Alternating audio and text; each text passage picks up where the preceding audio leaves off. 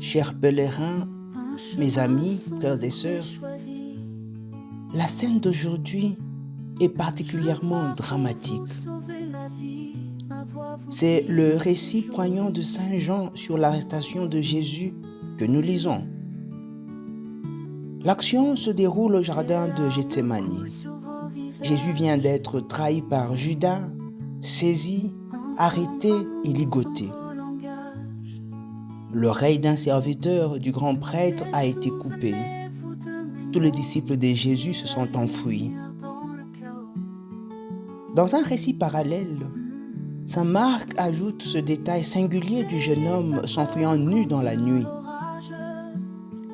À l'instant d'un peintre de la Renaissance qui intègre des personnages contemporains dans une scène biblique, Marc place ici un double de vous et moi dans la scène, un double de vous et moi.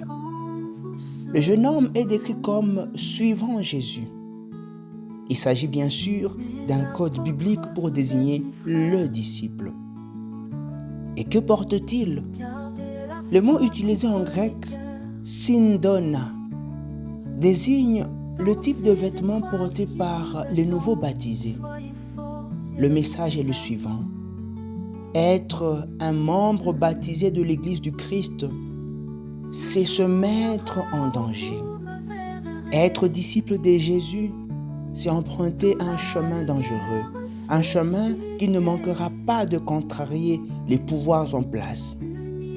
La honte de ce jeune homme est qu'au moment de vérité, il s'est enfui, laissant son précieux vêtement de baptême entre les mains des ennemis de Jésus. La peur, elle sait nous gagner, nous dominer. Et notre premier réflexe est de fuir ou de nous plaindre. La vitalité de notre cœur et donc notre pensée et nos actions dépendront beaucoup de ce que nous y laisserons croître, l'esprit du mal ou l'esprit de Dieu.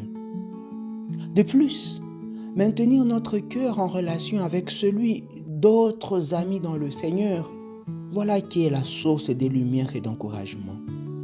Nous laisser entraîner par la contingence de la plainte ou entrer dans l'union des cœurs, tel est certainement l'enjeu de notre espérance. Cela nous oblige à nous poser une question. Que faisons-nous au moment de vérité?